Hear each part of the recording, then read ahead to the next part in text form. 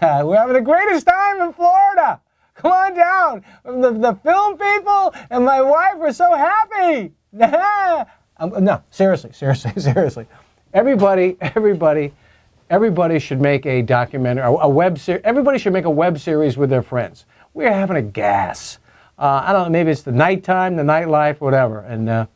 But one of the thoughts we had was, why don't we find some people and talk to some people who may not, Bruce is always, why don't we meet some people who may not be on the fence with Bruce a little bit? How about his ex-wife, huh? His son, maybe some of his pals?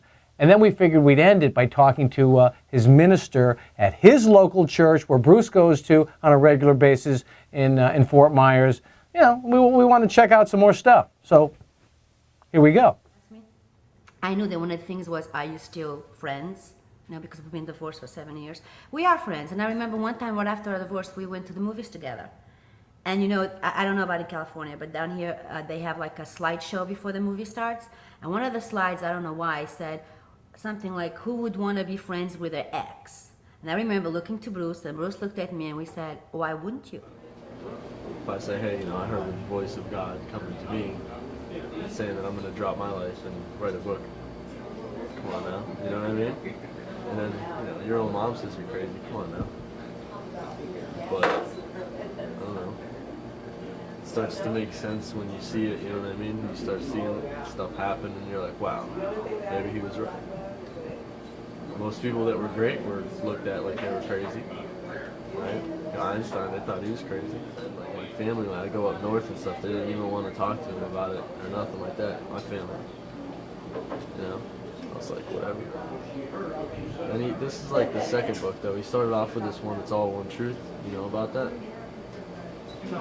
It's like the same thing as that, but like this one's like a toned down version of it.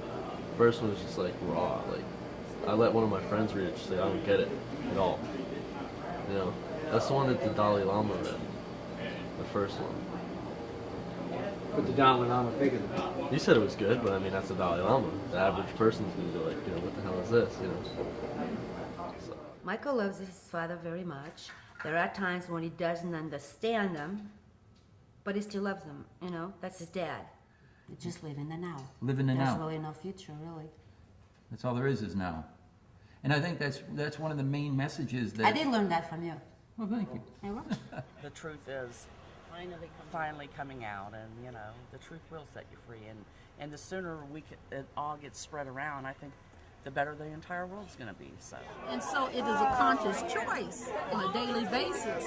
Am I going to accept the situation with fear, or am I going to accept it with love? And Is this woman have a message for me? She's got a message for me. This is what I'm dealing with. Well, maybe, but, we're all dealing with the same stuff, day after day, moment after moment. And it is a conscious choice, and I think that's the difference with people on the path of the metaphysics, is that we are awakened to the fact that it is a decision.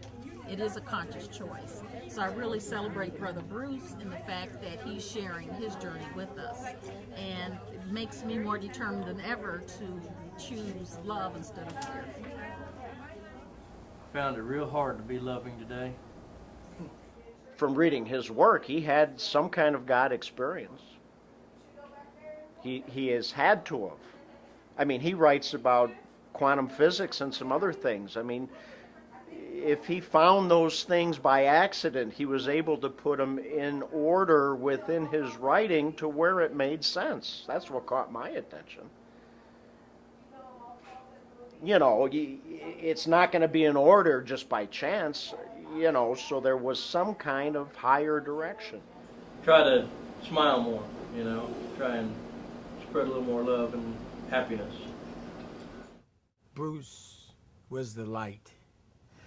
Bruce was the person that brought to me an education. He showed me how to love, how to forgive, and most of all, he gave me the faith, he gave me the courage to believe. And that's what I've got to say, and that's what I'll say until the day that judgment comes and I stand before my God and say these words over and over and over. You'll never change me because I am being myself. Well, Bruce started coming here to church with one of our members, and he was attending our Sunday services and coming to some of our classes here, and we had some personal conversation, and it was immediately apparent to me that he had some extraordinary insights and that his view of life was very much in accord with what we in Unity and New Thought teach. And we had some interesting conversations. And then when I discovered that he'd written a book, of course I was eager to see that, and I was surprised, I think is the word, even amazed at his very considerable and I thought sophisticated grasp of the kinds of spiritual principles that we teach.